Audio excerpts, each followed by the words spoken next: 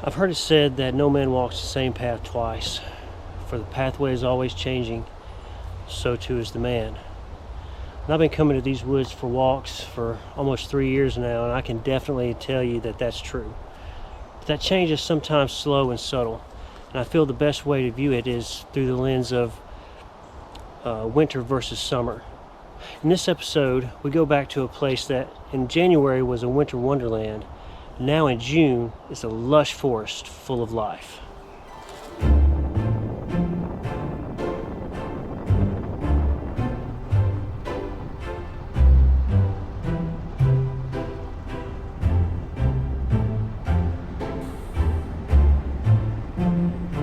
The early bird catches the worm, they say. I can't think of a better way to start summer.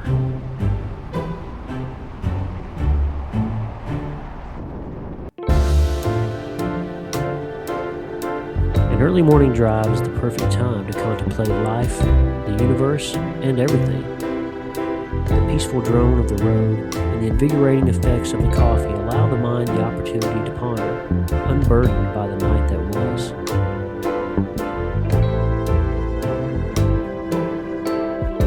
It's enough to make me want to drive forever.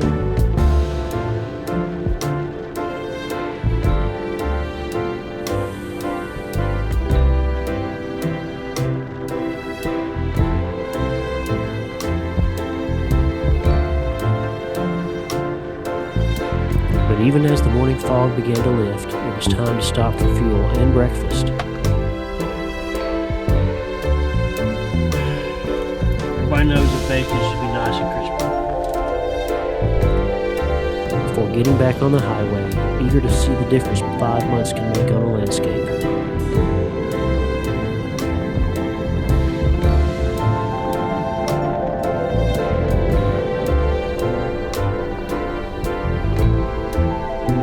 Don't worry, he made it.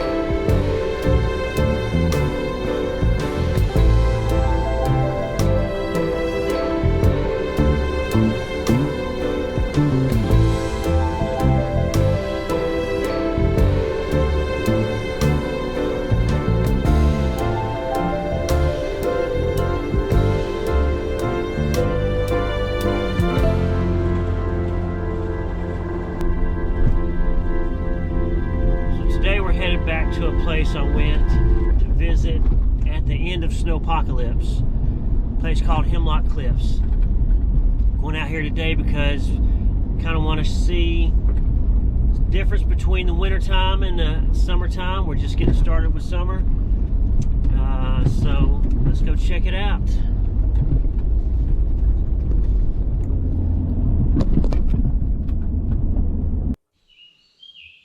I can already tell the difference.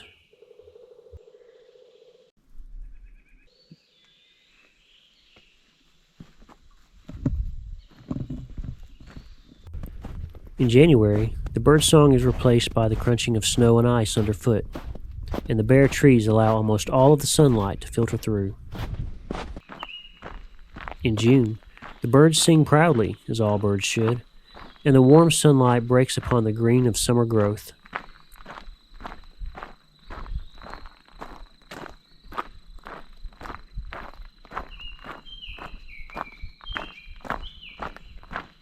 Already I've spotted some wild daisies. These ox-eyed daisies are beautiful, but according to the National Park Service, they're an invasive species.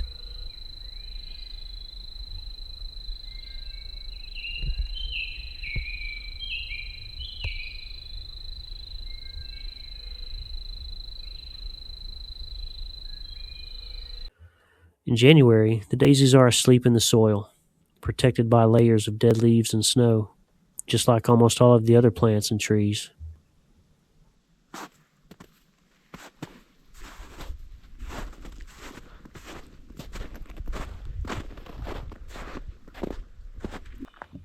In June, the woods are alive with the sound of music, music that eases the mind and soothes the soul.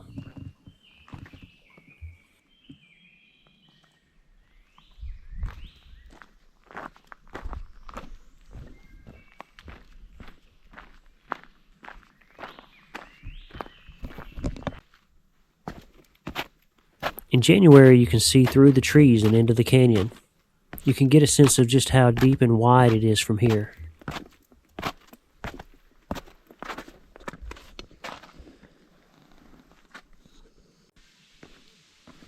In June, the canyon is dark, shrouded by shadow under the summer canopy.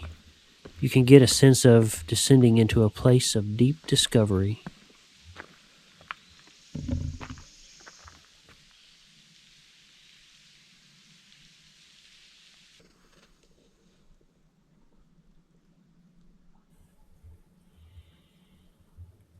In January, we slow down.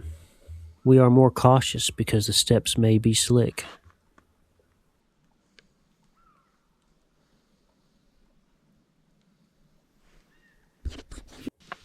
In June, we charge ahead, confident in our grasp and footing.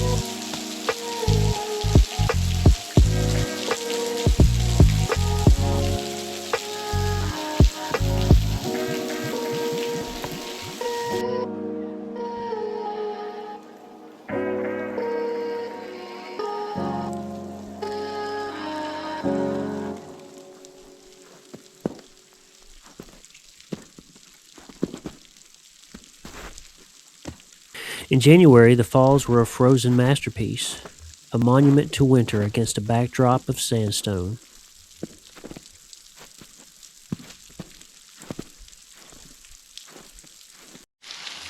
In June, it is little more than a trickle, echoing across the canyon floor.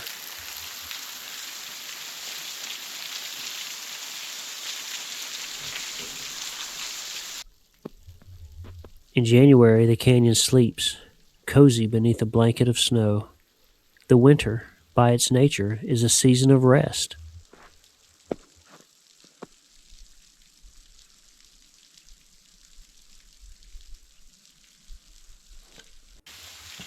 In June, the summer sun fuels life and the water carries it onward. Summer, by its nature, is a season of movement.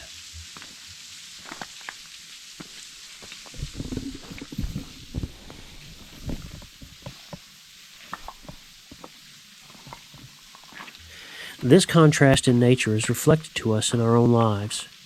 For all of us, there is a season of rest.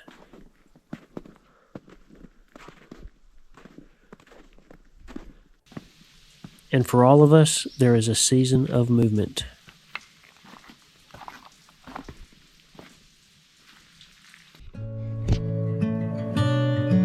The dichotomy itself is a paradox. Each season has its place in perpetuating life on a grander scale.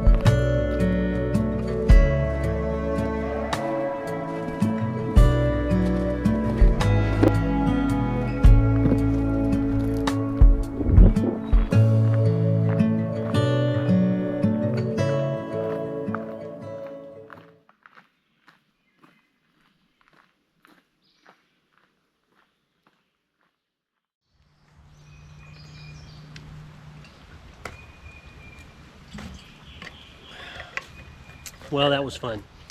It's interesting how different a place can feel from one season to the next. Well, I hope that you enjoyed this week's seasonal comparison.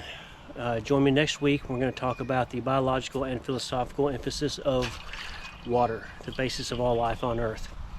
Until then, be well. Remember to enjoy our woodlands responsibly. And as always, thanks for watching.